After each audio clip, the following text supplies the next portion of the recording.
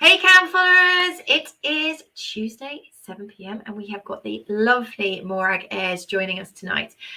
Tonight we're going to be talking about pain and behaviour. It is a very hot topic at the moment, believe it or not. Even in veterinary science we have things that trend, and this is definitely very, very trendy at the moment, and I want to make the most of it and get all you guys ears pricked and listening because it's important. This is the amazing Morag.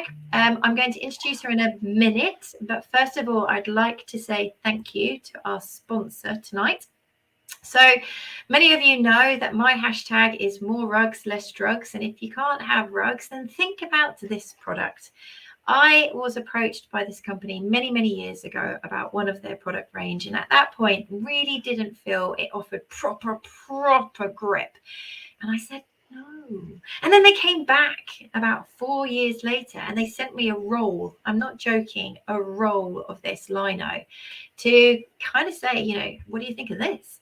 It's incredible. I've been doing yoga in socks on it and I'm not moving.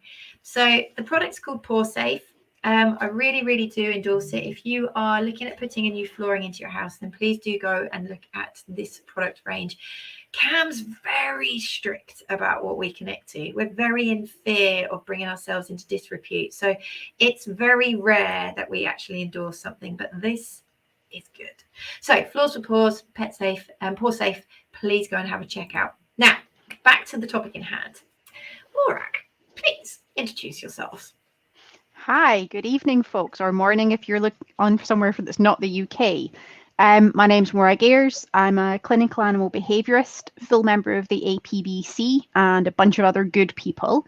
I've been working for over 15 years now with dogs with a variety of problems, and I largely got into it because of my own dog, as often we do, who also happened to have quite a lot of pain issues. So he had some back problems and disc problems, which weren't picked up on at the beginning, but became more evident as we used body work and a range of other kind of interventions, basically just to manage what was going on in his head as well as his back. And from there, it's been kind of apparent that it's pretty important in my work. So a standard way that we work with our animals when people are referred into us is we always get veterinary approval and permission, as it were. Some of that's a legal thing, but the other side is that we want to flag up to the vet that this could have a physical element. Sometimes it's pain, sometimes it's other stuff. So we start that conversation early and we encourage the owners to get involved in that as well, so that we're working as a multidisciplinary team. So that's kind of how I see my job. And I'll pause there because I'll just keep talking. Oh, no, I like this a lot. And you've had a few people already say hello, which is lovely. It's a nice. And some of those names I recognise. Yeah. And this is what's beautiful about this place, is that I think the people that get it and appreciate it, protect it. And we, a few months ago, I had somebody say, I really like him, but I really can't stand her voice. I was like, wow. And then suddenly all of the ambassadors came in from the side and were like, no. How dare you? This is not how we behave. So no, it's a really nice place, Cam. So I'm very, very proud to be associated with these people. So we have got an agenda, everybody. There's an agenda. And we're going to try and keep on point, but we do tangent. And if you have got questions, then please do pose them and we'll get to them as we can. For sure. But I think the first thing we want to do was really tackle why this is a topic in itself. And a lot of people say to me, oh, why don't you do lives about how do you detect pain? I'm like, well, there's kind of like different categories. There's the physical aspects, the behavioural aspects, like the capability. And this topic is huge and it deserves its own place. It's also an area of a lot of misunderstandings. And what I have come to find on my personal journey is that as a vet, I'm trained to look for physical changes. You're looking for pain, you're looking for posture change, you're looking for physical abnormalities. I wasn't so well trained to look for the preceding behaviour. And I say preceding because I do feel that we're given opportunities a lot earlier. And I think it's because it's quite a difficult area that we often miss these. So what do you think about that? I'd say absolutely yes, because I think one of the standard things that I tend to say to my owners is that by the time you as the animal's owner notice that there's some kind of indication of pain, so what looks like stiffness or slowness in the morning or change of posture, my assumption would generally be the animal is now in significant pain, because by the time they show it, yeah, we really need to get to the vets, because people tend to say things like, oh, but they're still happy to chase a tennis ball. And they're going to do that with one leg hanging off. And that's still not telling us anything. And to be fair, sometimes that's what the vets are saying to the owners. So again, it's that kind of going back with, say, videos of them moving not in a vet practice scenario, so more naturally, and going, so I'm not a vet, but this doesn't look quite right.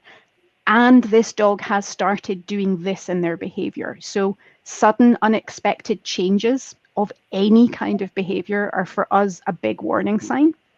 The other thing would be a gradual deterioration of tolerance for things. So not even anything in particular. The equivalent of being, I've come to work, I have a really sore head, and I'm just grumpy. I am cranky about lots of different things that normally wouldn't bother me. So that's one part. And the other part is the sudden change. So the dog who has historically been genuinely, completely okay with, I don't know, the small baby wandering past them. Totally fine. You've seen videos, so you know they were fine. And now they're not. Like, it's like overnight it changed. That for us is always an automatic. We really need to speak to your vet as soon as possible, because it could be pain, not necessarily even arthritis. It could be pain from any number of other conditions. And we really want that ruled out, frankly, before you put time and effort into trying to do a behavior change program when that might not be what you need, or at least not to begin with. I agree. And because I am like the converted, and I am like the ex-smoker of the pain world, you know, now that I know what I know, I'm like, I need to tell the world. I just, when I'm ever talking like an AGM or stuff, I always talk about what I experience, because people suddenly go, oh yeah. So I got something called supraspinatus tendinopathy, and it intermittently felt like, oh, I know, it's great, isn't it? How? Ow! So some days it would be like a sharp knife was pushed into your shoulder, and other days it would be a continuous ache. Other days it wouldn't even be there. And it was so fluctuating and different. And that really affected my mood. So if I was at work, there were some days that I could be typing away and I could pick a dog up from the table and everything be okay. But there'd be other days I'd be typing and it'd just be throbbing. And my tolerance to people asking me to do anything more than I could just do disappeared. I turned into like a bitch. And I was unpredictable. And I think what we really need to do is go, oh my God, this is so logical. It happens to us. Yeah. It's going to happen to them. Isn't it? Yeah. And actually the thing is, even if you're the person who is in pain, I don't know about MD else, but it can take me sometimes a couple hours to realize I've got a migraine coming on, because actually the first sign is that my mood changes. And maybe I start interpreting things in a negative light, and then I start getting a little bit grumpy. And at some point, oh, actually, check symptoms, poke appropriate, but nah, that's a migraine. So if we can't necessarily notice it straight off in our own bodies, that kind of implies that we're not going to necessarily see it, I think, in an animal's body unless we are looking for it, unless it comes up as a thing to kind of check off if you're doing like a mental tick list. Yeah, I agree. And I think another thing I've come to realize is there isn't classic associations. So it's not going to be all cases of dogs that become negatively grumpy. Oh, it's always pain. And all dogs that become kind of intolerant of handling, oh, that's always going to be pain.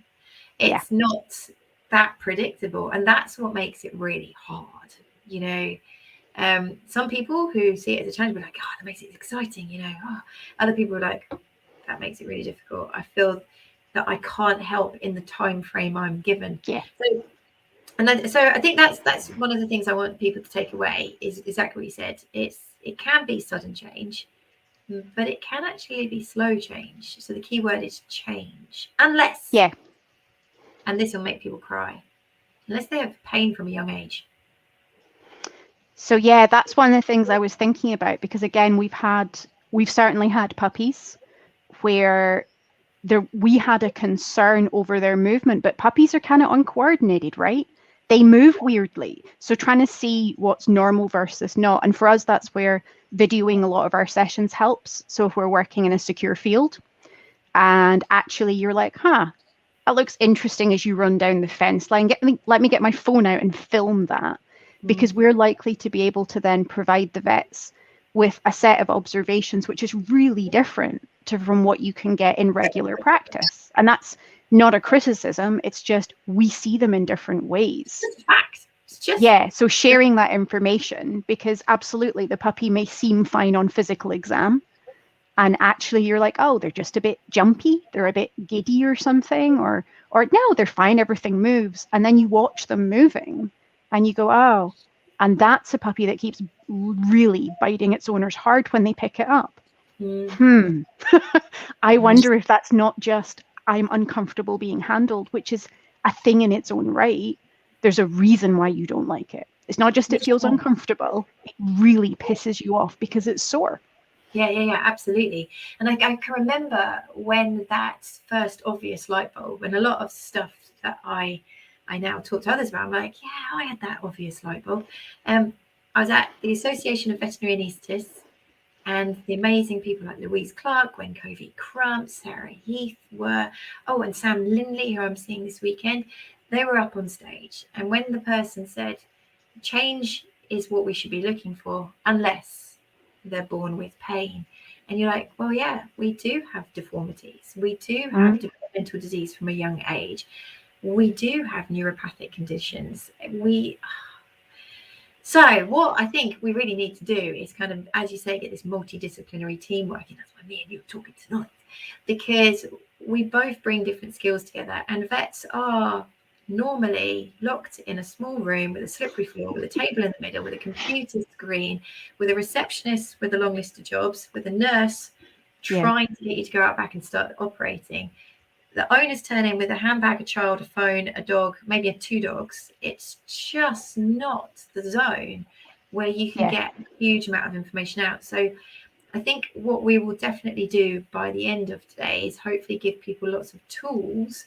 So if they are suspicious that something might be underlying, how can they make that first consultation with the vet as productive as possible? Yeah, absolutely. So the other reason that we're having this talk, the other big, profound reason, is it can't be switched on and switched off. And I meet this a lot, where the dog has got behavioural changes, physical changes, capability changes. And the owner then realises there's a pain component. And as you were rightly saying, this isn't about just arthritis. This could be pancreatic pain. It could be bowel disease. It could be neuropathic pain. They start a pain relief protocol, pat on the back, yes. Doesn't mean it's going to work, doesn't mean it's going to be 100% effective, and it certainly doesn't mean that learned behaviour will just disappear. And it can lead to a lot of people becoming quite despondent, or not believing, or stopping the training plan. So that's another kind of like sentence, I guess, a strong sentence that we wanted to say tonight, isn't it? Yeah, absolutely. I mean, I think one of the challenges is that because pain in itself from any cause is very rarely stable. It's not that it's just always there at the same level for every day and in every situation. And I think, again, we forget that our pain isn't like that. So why would any other species experience of pain be like that? And it sounds really obvious when we say it like that, but we do forget. So if the pain level is going up and down, that means it's not just as simple as the dog is responding in whatever way because they are experiencing pain in the moment, although sometimes it can be. There's also the anticipation or the expectation of pain. So it has previously hurt before when X, Y, or Z happened, when you touched me there, when you put my harness on, or when my sibling animal bumped into me. It hurt before, so there was then that learned expectation. However, even once you stop hurting, that doesn't mean you stop expecting it to hurt. And it doesn't even have to have hurt for very long. But again, if we've got that learned association, then the habit of responding, say, aggressively remains, even if the potential stimulus of pain is gone. So it's not just the experience, it's also the learning that goes with it. And then equally, is that a behavior that worked? So if you have a sibling animal who has a tendency to sit in your head and it's hurt, and you've grumped at them and they've learned to back off, then frankly, that's a good behavior to keep repeating. Why would you not? Evolutionary wise, that's pretty smart. Yeah, I mean, it's like literally cause and effect. Excellent. And I think sometimes, again, I've had clients who get frustrated when they're like, but my two dogs are still not getting on, even though we've taken the pain element away. Okay, there's a lot we could unpack in the taking the pain away. But equally, the point is your dog has a strategy that was making them feel safer, making them feel more comfortable physically. So why would they give that up unless we manage it and work on it? And even still, I'm not saying we're going to be able to reduce it entirely, because you can't make anybody, regardless of species, just forget stuff. You know, it's still there. Absolutely. And that very kindly brings on this, because this is probably one of the things that I'm really pleased about with Cam. Cam's amazing, and I love everybody that's involved with it. Couldn't do it without the lovely ambassadors. Lynn's here. Lynn, by the way, can you do the suspicion of chronic pain PDF, please? Thank you. You know, Cam is a real proper community, but this little beauty, this is a little beauty. And I think I would like every prescription of pain relief to go home with one of these, especially if that dog is part of the family. Because as you say, even once we start on our pain controlling journey, it doesn't mean that those strategies, those safety strategies, those coping strategies are going to suddenly be forgotten. And I think that we need to be making allowances.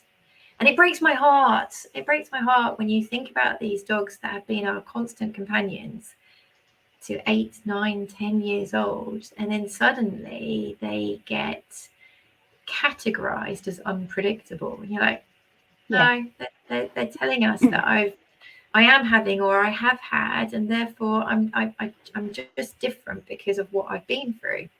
So this is a lovely little kids book. I have to say thank you for Phil for illustrating it. Believe it or not, this dude did it for free. What an epic man! Epic man. We helped him out with his arthritic dog, and he stepped forward. What a great dude.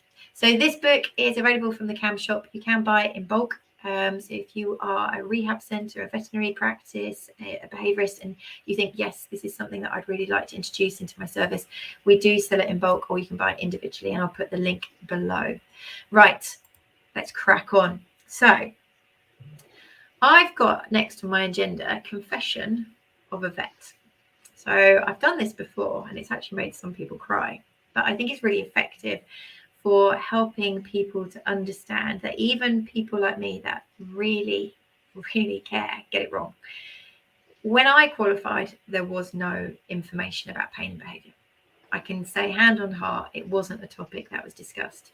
And I look back through my 20-year career and think of how many dogs I've missed. And I can remember there's been numerous times that dogs have been referred to me by a behaviourist, by a dog trainer, by somebody, and they've come in saying, can you clinically check this dog to make sure there's no underlying conditions that could explain this behaviour, so I can now start working with them on a behavioural aspect. And I look back to what I knew then to what I know now, and I'm sure I've missed many. And I think that's why bringing this more multidisciplinary team, the development of the digital era with iPhones, with data collection prior, for us structuring these consults better with a questionnaire that goes out beforehand, you know, distilling down the data, because as Sarah Heath will say, picking up chronic pain in a consult room is nigh on impossible, isn't it? Yeah, absolutely. And I think as well, I'd link to that it can be challenging as well, depending on the background of the professional and the owner, because my background originally, aside from psychology, was therapeutic massage, remedial massage therapy. So working with people who had chronic pain. And some of my first case studies were actually working with people who had a combination of physical and mental illness. And what was incredibly apparent, and we were taught, was that to some extent the emotional state is going to be reflected in the body. And I don't mean that in a woo fuzzy way. I mean quite literally, if you are a dog and you are frequently experiencing pain, panic and fear, what you're going to do is tense up your buttock muscles because you are literally preparing to flee in most cases. You do that long enough, it's going to end up painful. Even if you didn't have an underlying physical condition, you may now have muscle imbalances, compensatory patterns, and ongoing tension. Now, if you want to check for that in a human and you go to a GP's office, the GP is not trained in picking that up, right? Equally, if you take your animal in to see the vet and the dog is at all nervous, and most are, and your vet may not be used to looking for those signs either, nobody's necessarily going to pick up on the, oh, that's really interesting. You just quiver a little bit when I touch there. Not that you wince, not that you kind of dip away. It's just, it's consistently a little bit tight there. Maybe that would go with what you are currently anxious about. So I think there's an important association to pick up there, but I think it is hard to pick it up in a clinical scenario. And that's where we need to be collecting the information. And as behaviourists and owners, I think we need to find clear ways of communicating to our vets.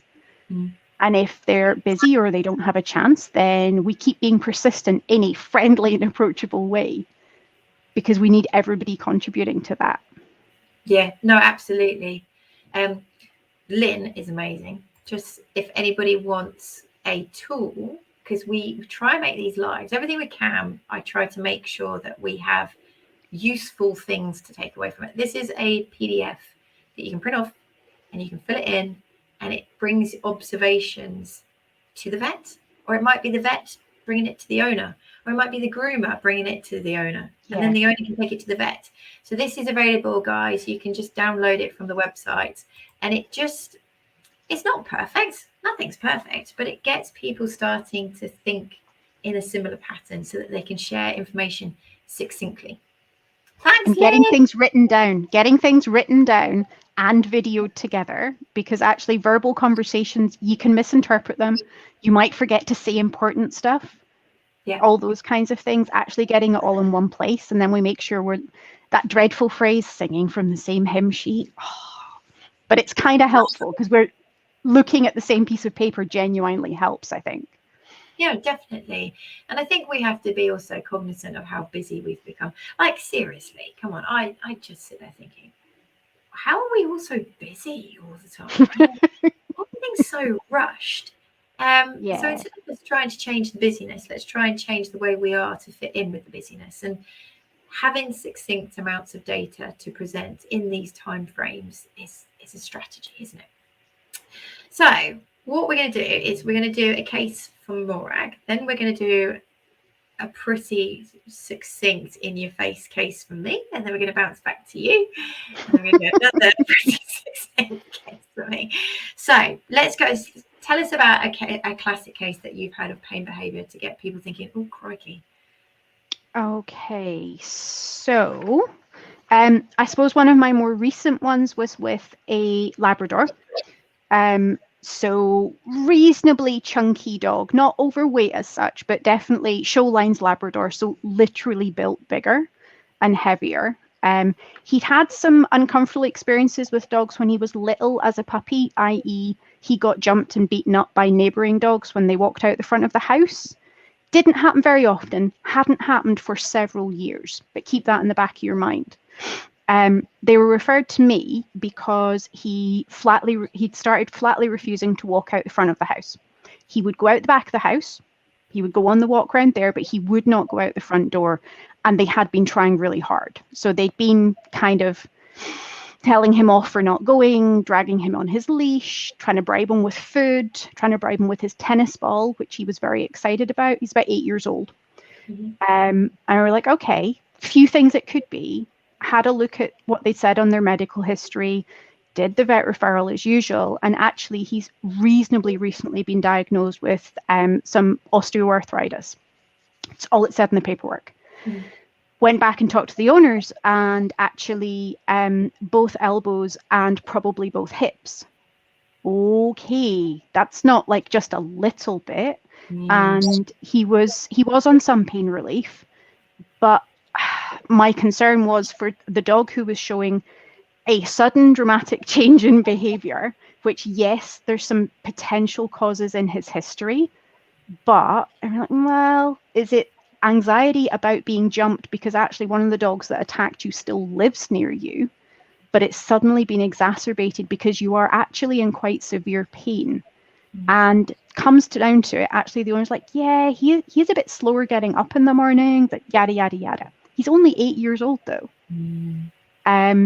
So we went ahead. I asked them to talk to the vet about increasing his pain relief because he wasn't on very much or very often.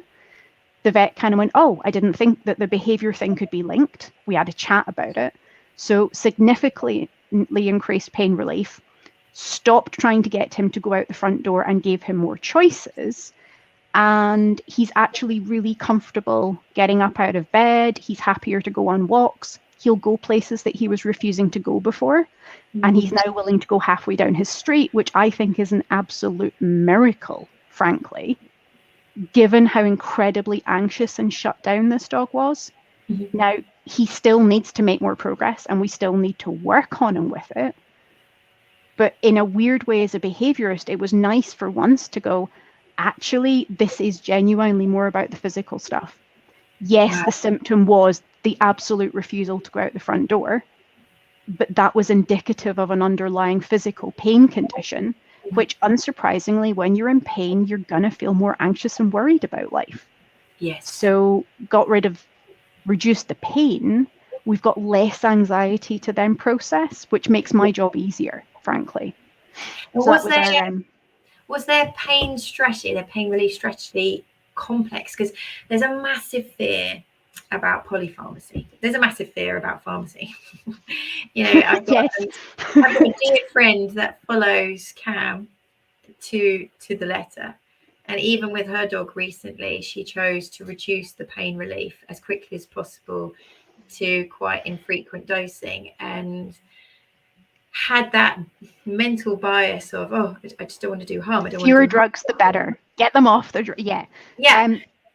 So no, it wasn't complex. The dog was on paracetamol basically, and for the body weight, it wasn't a particularly high dose. I'm not a vet. I'm never going to advise on stuff like that. I know it's well outside my professional remit, but dog, what looks like multi-joints with that particular condition, he's not been x-rayed either.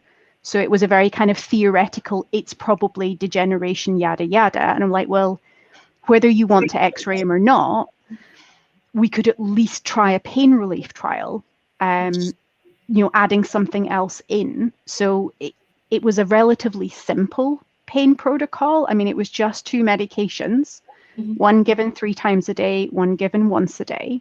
Because similarly, the owners were like, well, we were told to give the paracetamol 3 times a day, but we keep forgetting at lunchtime. We figured it didn't really matter. Okay, let's have a conversation about that, because I know that their vet did not know that. Yeah, no. So that's another aspect. They tell us things that they're not telling you, the vet. Definitely. And I think like, again, I'm more than happy to put my hand up. Before I knew what I knew now, when people used to do twice daily dosing, and they were like, yeah, I kind of do it at, say, 6 in the morning, and I do want to remember before bed, and I'd be like, oh God, I don't want to upset the owner, I don't want to make them feel guilty. And now I'm like, well, twice daily means 12 hourly. Let's try and stick to that. Yeah, because it makes a difference. It makes a big difference. And I think also we need to be current. We need to think about what progress we've made with these meds. We know certain meds are better given more frequently. If you are, for example, a tramadol giver and it works for your dog, which isn't that common, I think only about 20% of dogs actually really respond to tramadol. You've got to be looking at doing it 4 times a day, So when you hear of people saying, giving him his pain relief, and you dig down, they're like, yeah, I give tramadol as and when. You're like, I can't.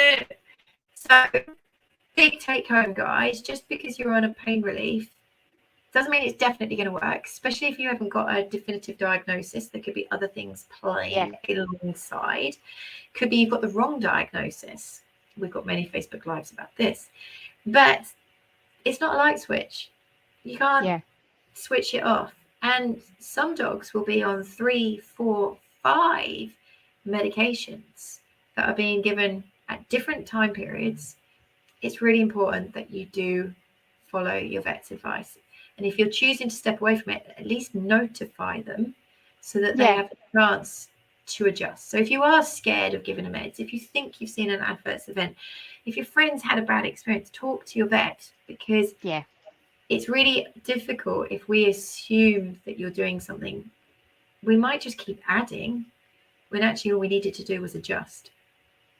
Yeah, and I think that's partly where I think behaviourists can play a part by supporting the vet's recommendations. So checking that the client is actually doing the thing that they've agreed to do with the vet, and encouraging them to, look, if you've got concerns about it or you're finding that isn't working, please go back and talk to your vet as well, because actually I need to know that you're getting the physical support that your dog needs before I add in or layer anything.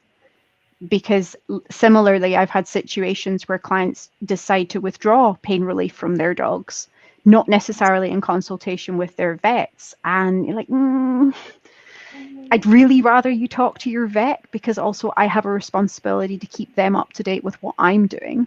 And again, sometimes that results in, we see the behavioral signs recurring, in which case, right, now you really do need to go back and have that conversation.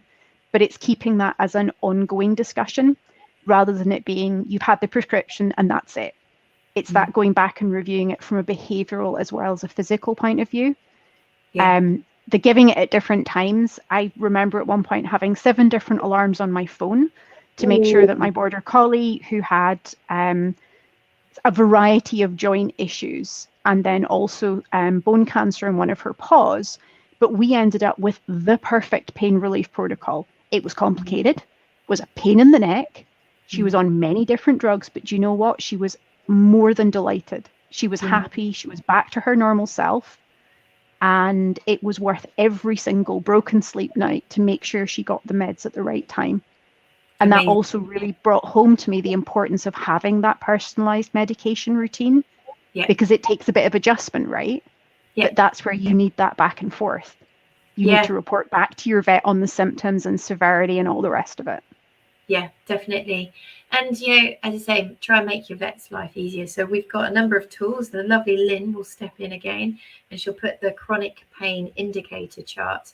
Now, there are different tools out there, guys. You've got the Canine Brief Pain Index. You've got the Liver Osteoarthritis in Dogs study. You've got the Helsinki Chronic Pain Inventory. There's lots of questionnaires that you can print off online and you can use to try and tailor your dog's pain protocol to suit. Now, we've created one just for ease. It's not validated. It's based on the same principles as something that has been validated in cats called the client-specific outcome measures, CSOMs for short. And it basically is using things that you've seen changed, like behaviours, capabilities, and monitoring them. So it's things that you can see. So it might be with Holly, my dog that I no longer have. Bad day, ears back. Good day, up. Really, really attentive. Bad day, you saw the whites of her eyes a lot more because she didn't actually like to move her neck, cervical disc disease. Good day, eyeballs moved because her neck was moving. Bad day, she'd have an arch to her back. Good day, flat. Bad day, drop tail, lumbosacral disease. Good day, tone. That was a little bit more. Brilliant day, tone. Bad day, tone. And the other one was she used to whisk with her back legs. So she what would be called circumduct rather than sagittal stride. But by looking at what she was telling me physically, I could start to go, yeah, this is working. No, this isn't working. Now, I'm like you guys, you know, when it's your own dog, it's really tough. And the days I got it right, and there was times that I got it wrong. But starting them on a medication and assuming that that's it, sorted, doesn't work like that. And especially with behaviour, because as you say, I think behaviour modification, like, I've got utter respect for behaviourists because it's a long one, isn't it? It's a bit like people that like skin disease. Skin disease takes change. You get stuck in and you get in for the long haul because there'll be a lot of adjusting and evaluating and coming back. Yeah.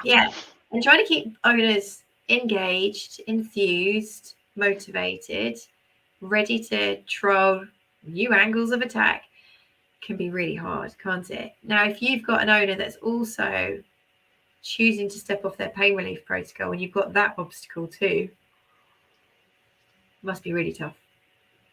Yeah. I think sometimes it helps because then you've got the input from several different angles.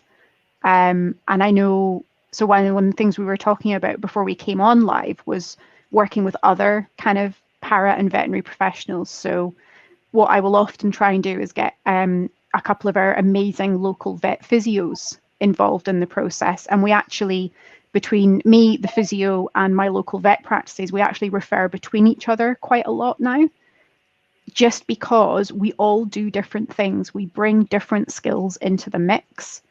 And I have one case where the owner is very keen to reduce their dog's medication, and that's both the psychoactive medication, although I think they've given up on that because we see such a recurrence of symptoms. So we've kind of tested it and we've agreed that we can't, thank goodness. But on the other hand, they're going back to well, maybe we could have less of the pain relief. And their vet has not made much headway into talking to them about those pros and cons. I've been able to emphasize, but that's why their behavior is getting worse. And the physio can give them the literal hands-on from session to session. Look, here's the difference in range of movement, or here's the difference in muscle tone or muscle mass. So again, I think that multidisciplinary perspective has made it easier for the carer of the animal to appreciate just how important getting that balance is. Yeah, definitely. And I think we have to be really aware, like we talk about the biopsychosocial, and that's commonly used in human medicine, but it's very, very relevant in our world because the psycho and social is the owner, and the lovely person I was talking to who is got all this pain relief available but keeps stepping away culturally, I can't even say it. Culturally. She has always kind of been taught that pain relief is the last resort. Yeah. And try and live without it to the best of her ability. And that's okay if you're the owner of the pain and it's your choice. Absolutely. I think we have to remember that our dogs don't know that there's going to be an end to it. They don't know that this is a transient experience. And I think what we currently know and what is currently best practice, which might change in the future, we should embrace it. What is our view on Librela? Let me just show that one. I'll try and do some questions as we go. I feel Librela has been an incredible new tool in our toolbox. Like, seriously, we've jumped light years ahead with the science behind this product. It's crazy how it works. Tonight we won't talk about Librela, but we have got previous Facebook Lives about it. So please do type in monoclonal antibodies into our YouTube channel and you will find a conversation with Kristen Kirby-Shaw and other pain specialists. We've talked about it. John Innes, we spoke about Librela as well. So there is a lot of information out there. If you're not a member of Holly's Army, which is our community group, please go and have a look there as well. But on the whole, Librela is really exciting. It's still a tool though.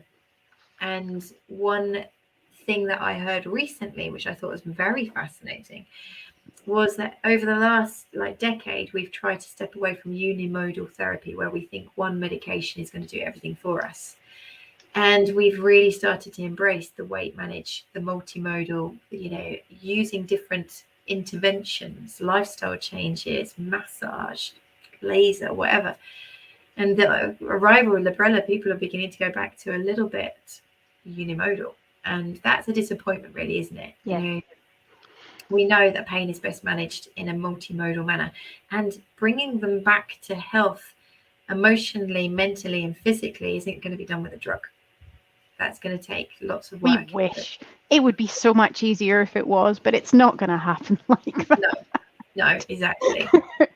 No, we wish. Okay, so my cases are just to be a little bit slam in the face. Ooh. So I will recount a case. I was working in a practice in Brighton, and I got to see a Jack Russell for a booster vaccination.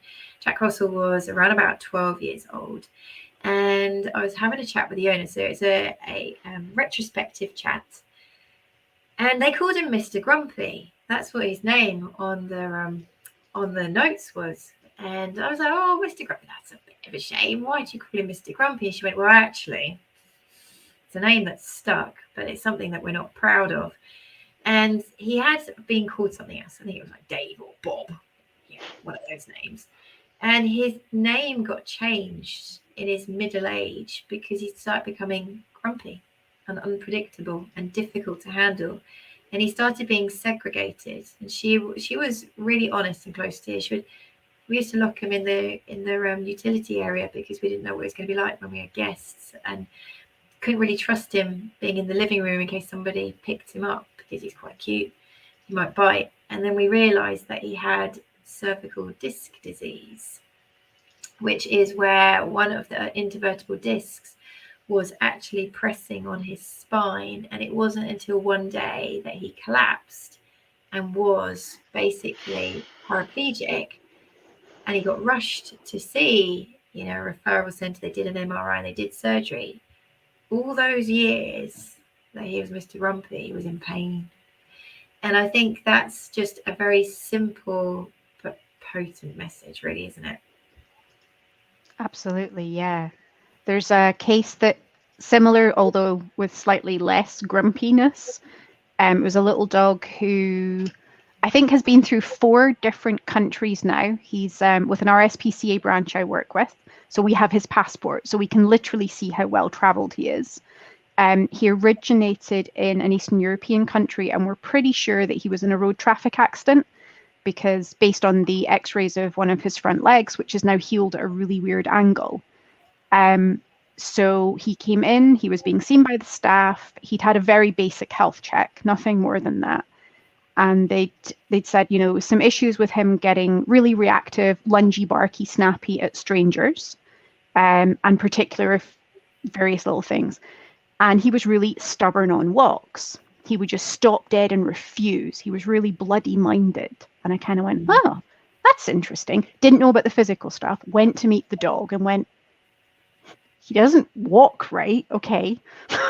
my immediate thought is I'm less convinced he's stubborn and more convinced actually he might need some pain relief or some investigation there. Anyway, his stubbornness and walks is gone. It went within about 2 to 3 weeks of getting a good pain regime sorted. Again, it's not that complex. It's not even a particularly expensive combination of treatments. And that, because he's no longer freezing, means we can actually start to work on how he copes when people walk past him. Because the problem we were having before is he would freeze and anchor, and you don't want to pick him up. I mean, he's small, but you're not going to pick him up for safety. And now he's stuck like this. And as soon as somebody goes past, he's absolutely going to lash out at them. Now we can get him to move. We can manage the situation better. I wouldn't necessarily say his reaction is diminished. I don't know how much the pain element was actually affecting his discomfort around people. But it was absolutely, it appears, the root cause of this stubbornness. And by labeling it as stubborn, it changes how we perceive that individual dog. It does change our behavior towards them. Whereas now, oh, actually, he's got a gammy leg because it didn't get treated when he was little. We feel a little more sympathetic. So we're going to be gentler and kinder in our handling, aren't we? It's so true. And I think that's one of the things that makes me feel really sad inside. When you hear people go, oh, he's lazy, he's just become really lazy. And you're like, no. Lazy, stubborn, doesn't want to listen. No. Yeah. Doesn't want to bring the tennis ball back. Mm-hmm. I hate to say it, that's actually because the dog doesn't want you to throw it again. They like the ball, they still like playing with the ball, but chasing it and catching it is hurting them. Yeah. And genuinely, again, that's one of those bizarre changes that are like, really? That's indicative of pain? Well, not always, but sometimes, yes, actually. Still obsessed with the toy, but we're no longer bringing it back, whereas before we would have done it really easily. Yeah. Okay, interesting. What is it about? Why do you not want me to throw it or play with you anymore? Yeah. And I think this is a really good point. Quickly before I then answer someone's question, why are we so interested and obsessed with controlling pain? So the real truth of it is pain leads to poor quality of life. Pain leads to secondary conditions, both behavioural and physically. And we start seeing a pretty rapid progression towards a poor, shorter quality of, poor quality, shorter life. And I won't lie, this is a confession of a cat vet. Many years ago, when I started to write the website and wasn't running the Facebook page, I started seeing that people were suffering because knowledge, awareness was painful. It was emotionally painful to realize what you thought that your dog was just being a bit silly, a bit stubborn, a bit lazy, was easy for people to deal with. And when I started saying, well, actually, no, that behavior is underlying pain and we can do things about it, I made their lives more complicated. I made it more emotionally taxing for them. I made their lives difficult because ignorance is bliss. And would you believe it, I started to doubt whether I should do it because I just feared that people would disengage because it was too difficult. Luckily, we haven't. It's all good. But it's difficult, isn't it? These subtle things that we're talking about now where people could overlook it, they could let it go. Oh, it's not that bad. For me to give you a crystal ball and go, do something about it now because you could be here later. It's very hard for owners to understand that, isn't it? Yeah. I mean, I think that's true of almost any kind of behavioral issue as well, because actually, since most of them in general come out from some kind of miscommunication between the animal and the people they're living with, actually, when you look at it from that point of view, rather than they hate me or they're doing it to annoy me, that's hard because generally that involves admitting that you were probably wrong. And maybe you were being judgy, maybe you were punishing your dog for a thing that was not their fault and they weren't doing on purpose. I think that is really hard, which is why we also need to be sensitive about how we do it. Because here's a weird thing. I genuinely believe that everybody is doing the absolute best they can with the information they have right now. And it's Maya Angelou's quote. And if that is true, then yeah, you can do better when you know better. But that doesn't mean you were doing a bad job, and it certainly doesn't mean you were doing it on purpose. No. So getting that over to people as well is like, yep, it's rubbish that you didn't understand it then. And that's in the past. So how do we make it really good right now? Yeah. How do you use that knowledge to go? We've both had to do it. I look back in some of the things. So anybody that wants to do a journey into Hannah's head, module 1 of CAM Advocate level 1, which is available, I'm sure Amanda and Lynn will put a link. I do a retrospective on Holly's life. So she made it through to nearly 16 years old. And I'd probably say 50% of the observations in this 15-point module were true. I've obviously slid in other observations that she didn't show. So you basically look back through Holly's life, the 15 health checks, 15 annual health checks, and things that we could have picked up upon to detect that she had these underlying conditions. So if you want to cry, go and do that course because we've all missed stuff. But I think it is definitely something that needs to be talked about because owners very head in sand, bit denial, totally get it. Right, you're going to bring out your secondary skill in this one. Ready for this? Are there any reliable non-prescription pain relief supplements? If your dog is on prescription relief medication, can adding in pain relief supplements be of benefit? So a very simple one is that we have the most evidence about omega-3 fatty acids, and omega-3s work on the inflammatory pathway, and the inflammatory pathway sensitizes the nociceptors that drive the pain stimulus up to the brain and perceived as pain. So omega-3 fatty acids have evidence, and globally everybody agrees with that. So marine-based omega-3 fatty acids. There are other supplements that come to mind, things like boswellia, type 2 anti-nature, type 2 collagen. We have got other things out there, but the evidence is a lot less there. Tell them about your other passion. So basically what we're saying is the evidence is less rigorous, so that doesn't mean it won't help, but it's much harder to be sure that it will help. And to use a really awful quote, the plural of anecdote is not data. So genuinely, just because it's helped a few other people does not necessarily mean it will help your dog. We are lacking in good quality pieces of rigorous research. We're certainly lacking in stuff that's not affected by industry funding, although it's getting better. And my background originally, there are many original backgrounds, frankly, was appraising healthcare research to inform decisions by the NHS in the UK. So we contributed to those decisions about what's cost effective, what's worth funding, what's going to have actual maximum benefit for people. And there is a movement to do that more within veterinary medicine generally and veterinary behavioural medicine, but it is still catching up on humans. So it's between 10 to 15 years behind, as it were.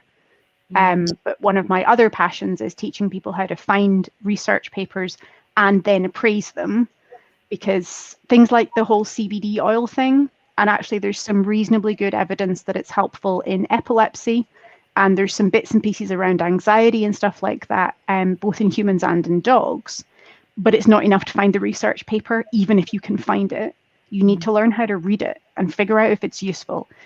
Please don't put your dog on something just because A, someone said it worked, or B, you found a bit of research somewhere on the internet, because that doesn't guarantee that it's useful or that you should be making a treatment decision based on it. Which is kind of why you also want to talk to your vet about it, because hopefully they have slightly more of those skills.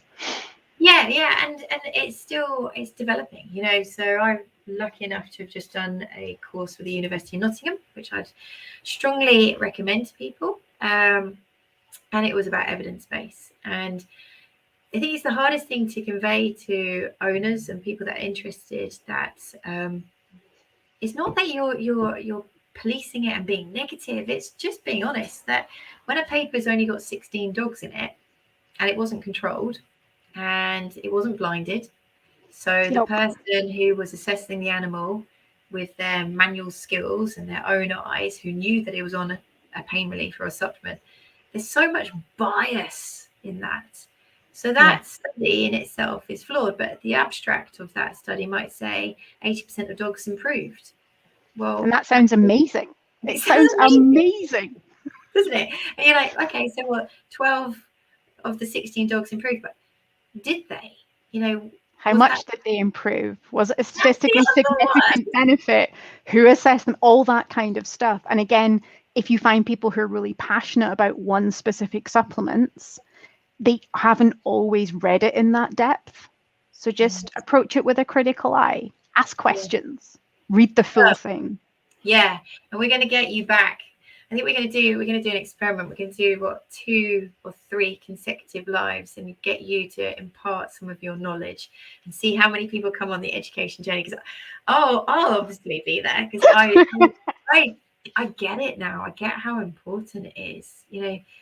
I can remember that, in the past I'd see a paper and just go, oh yeah, that looks good. And now you kind of go, oh, there's only 5 dogs in it. Wow, Hannah. So yes, right. So hopefully the person isn't too upset with our answer regarding about supplements. They aren't regulated like medicines. They don't have to have so much data to be present and be available to purchase. They certainly don't have to report adverse events. So it's a different world to medications. My advice to you is, it's not that they're not going to work with your dog. They might certainly work. Talk to your vet and find out what they would advise.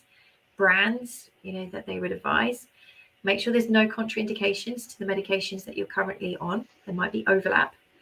And then get your objective markers. Then start said supplements. Many supplements take months to have a beneficial effect. It's not going to be 3 weeks. It's likely to be 3 months. Reassess.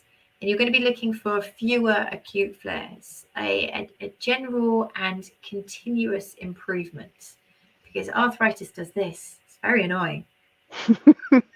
But what we would like to do, if a supplement truly was making a difference, we'll see more of this. We won't see such severe peaks. They won't last. Those severe flares won't last as long. But there isn't a clear and easy answer. Sorry. I've got loads of lovely comments. Can I pick up on a question from Fiona? Yeah. It's a little bit further up. The admin on this is amazing. So good. So this idea of how long does it take do you mean in terms of the behavior changing if we don't do anything after the pain's been controlled? Because depending on what the behavior change has been, how long it's been taking place for, and how significant the environmental reinforcers have been, to be honest, there may be no change. So if you are just treating a dog for pain, and particularly if the pain has caused an exacerbation of an existing behavioral problem, say aggression when being approached in the bed, for example, it may diminish slightly when the pain is better managed, but it may otherwise just continue. So there's no guarantee that without a behavioral modification plan, that the changed behavioral symptoms will actually, certainly they won't go away. I'd be surprised if they necessarily go down by very much without intervention, unless it's been very temporary and very brief. So it's been something like an acute injury even. Yeah, I want to just add to this as well, because I think this is something that's really relevant for owners and clinicians. When choosing your chronic pain indicators, say 3 to 5 of them, make sure that they're varied, because that owner whose dog's coping strategy, which is an aggressive reaction, that might not, as you say, change, but their posture might change. Yeah. Their enthusiasm to go walking might change. And if that owner only works on that one thing, they're going to go, well, the pain relief's not working, I'm going to stop it. Absolutely. So, and actually, if those kind of postural indicators change, then that gives you really clear evidence that actually we are reducing and managing the pain, but we have a strong learned component of the behavior problem. Mm-hmm.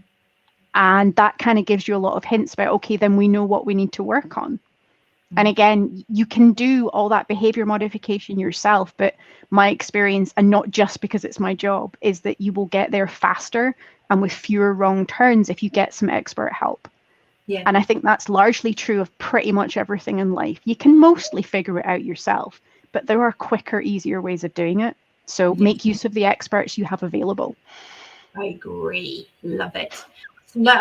This person, I just really quite like this person. She's pretty epic. It's a beautiful phrase, isn't it? Yes. There's a difference between surviving and thriving. A dog can survive in pain, but will never thrive. Good pain control, a fantastic multidisciplinary team, multimodal management, CAM, has enabled my dog not just to survive, but thrive, living life to the full, despite her arthritis. Thanks, Laura. You're amazing. Okay, so I think there's loads of lovely comments, and I really wish that we could answer all of them, but we've already hit an hour.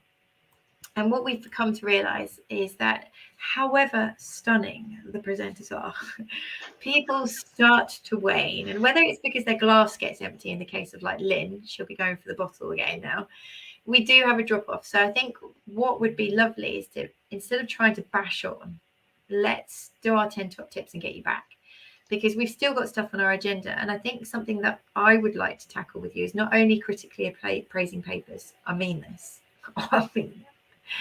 I also want us to do a live about how can we improve the communication between the behaviourist, the trainer, and the vets. What data is going to transfer well? So we'll get you back to maybe talk about that if that's possible. Super. Okay. Awesome. Let's do this one before we do the 10 top tips. Is there some benefit in trying a pain relief reduction in a young dog? Bit of an open question. Yeah, if there's pain, then any form of pain controlling strategies, in my mind, imperative. Both physically, if you have behavioral symptoms that could be linked to pain, or they fit the common patterns, I would never rule it out just because of the age of the dog, if that makes sense. I think we said at the beginning, pain can occur at any point, and it's perfectly possible for pain to have been there from the beginning in some sense. So it's less about being a young dog and more about, are you seeing signs and symptoms that kind of match with what we'd look for? And put the age almost to one side, because I think my experience is the same with arthritic specific pain. Is again, it's not like there's a cutoff age. It's not like if you're over this age, then we suspect arthritis, and if you're under it, we don't. It's just one of those things we have to keep in mind. It could be there, right? Yeah. And I had an owner, I can remember this so clearly. So I was examining her dog for a second vaccine. And I said, these hips, I'm afraid they feel a bit lax. I haven't got good muscle. I actually got a hip referral. And I said, this is a real big concern. And she was like, it can't be. He's brand new. He's not broken yet. And these aren't toys out of a toy box. They come with their own unique physical features. Self. They have features. So just because they're brand spanky new to you doesn't mean that they haven't come broken. And that's a horrible thing to say. It's true though. And another thing that I definitely want people that have young dogs to hear is that pain relief doesn't necessarily mean it's there for life. And you can use pain relief early in the life, get the lifestyle right, get the weight right, get the physical modification plan in place, and the requirement for the pain relief can diminish. And I think people think once you start pain relief, that's it for life. So they'd rather put it off, when actually all they're doing is making it harder to control later. Absolutely. And just one tiny thing to add to that is, if you think about it from a physical perspective, sometimes what you end up with pain is both compensatory patterns and loss of muscle mass in specific areas. Well, building that up and working with those patterns when you're in pain is really hard. And yet, if we can build up that physical side, you may find that you don't need the pain relief. But it's that kind of chicken and egg. So totally agree. Right, let's do our 10 top tips. Bear in mind that you're going to be coming back on multiple occasions, so don't be just a couple of top tips then, huh? Yeah, just a couple of top tips. So I'm going to start number 10. You're 8, you're 9. I can actually count backwards. Number 10 for me. It's the classic, more rugs, less drugs, guys. And please remember our sponsor, Paw Safe from Floors for Paws. This was right at the beginning. Floors are such a big deal. Come on, fairy godfather that will sponsor a PhD about the importance of flooring. I'm there in my swimwear doing it. But Floors for Paws, great product. Please think about more rugs, less drugs. Number 9. Look for unexpected changes in your dog's behavior and things that happen more than just once a week. So if you notice a weird thing happen, sure, make a little note in your diary. When you start seeing it happen 2 or 3 times in a row, go talk to somebody about it. Start collecting more information. Agree. Number 8, I'm going to jump on the back of that. Use the suspicion of chronic pain PDF. Keep it simple. Keep it brief. Jot down your findings. For a vet, when somebody comes in with pages, it's hard work. When some people come in with 40 minutes of video for you to watch, it ain't going to happen. We've got a 10 to 15 minute consult. It's the start of your journey. Try and make it short, sweet, constructive. Suspicion of chronic pain diagram. Number 7. Whatever number it is.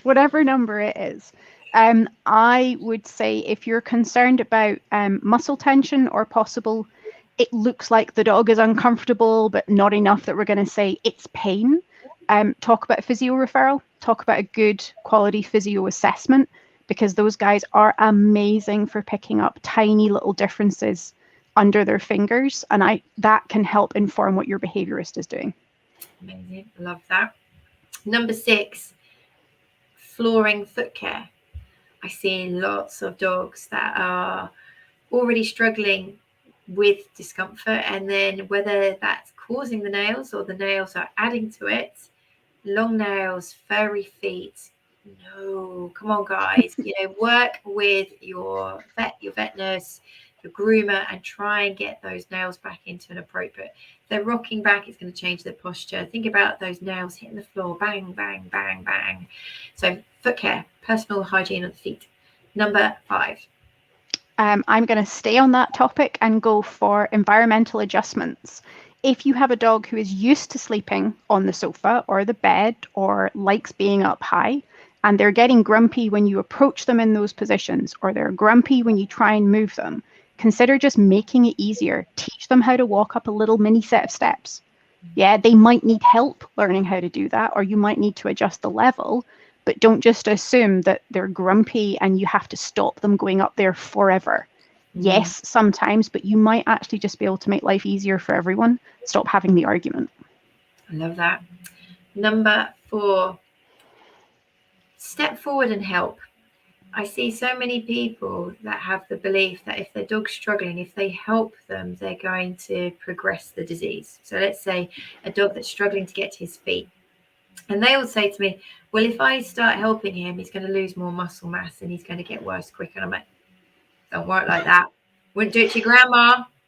You give her a frame to help her up. You would just support her. You give her a chair that lifts her up.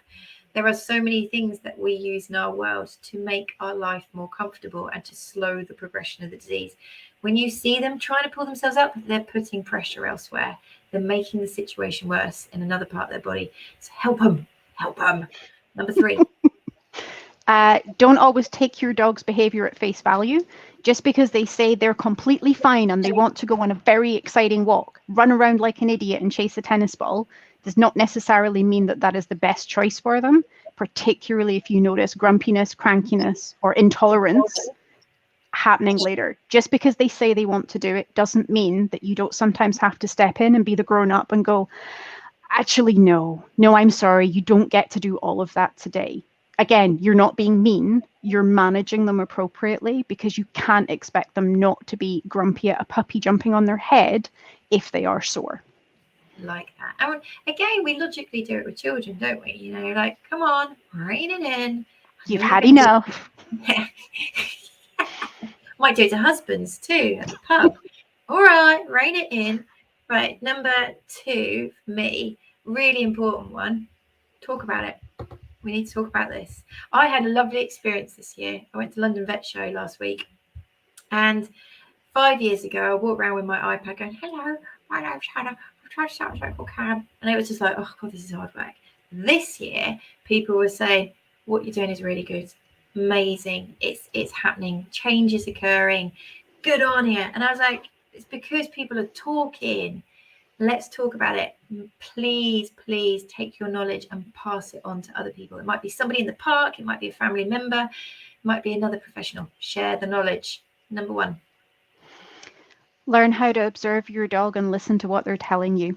Learn how to watch their body language. Look up stuff like the consent test. It's kind of like a practical version of what's in that little book that Hannah was mentioning. Petting your dog, learning what they like, what they don't like. Checking by taking your hand away and seeing if they seek that contact out again. A, because it's good to learn what your dog likes. And B, because then you'll notice when it changes. Yeah, definitely. I was on the beach this morning and I realised I hadn't done a little check over of Luna for a few weeks, been so busy. And there's me in the middle of the beach doing, range of motion, making sure, down the back, extend the legs. People must think I'm barking. Don't care. Check in with them. Cool. Well, thank you, Morag. You're amazing. And Thank you for the invitation. Well, you've got quite a few because Laura's come back. Here you go. Not that she's asked very much. I'm pretty sure I can get the physio. I'm pretty sure I can get my physio to take part. I might have to bribe my vet with some cocktails, but I think that'd be awesome. It would be really, really good to do something like that. So we're going to get you back for critical appraising. We're going to get you back to talk about how to work transferring knowledge from the multidisciplinary team to the vet in charge of the case. And we're going to try and get the trio. Amazing, amazing. So thank you so much. You've got all your thank yous coming in. Thank you, Cam followers. It's great to see you. Now, I'm back tomorrow night with the awesome Kathy Murphy. I can't promise you that we won't have had a gin and tonic. It is always funny with her, but the science in that lady's brain is incredible. So please do come and join us. And until the following week, I'll see you later. Bye, folks.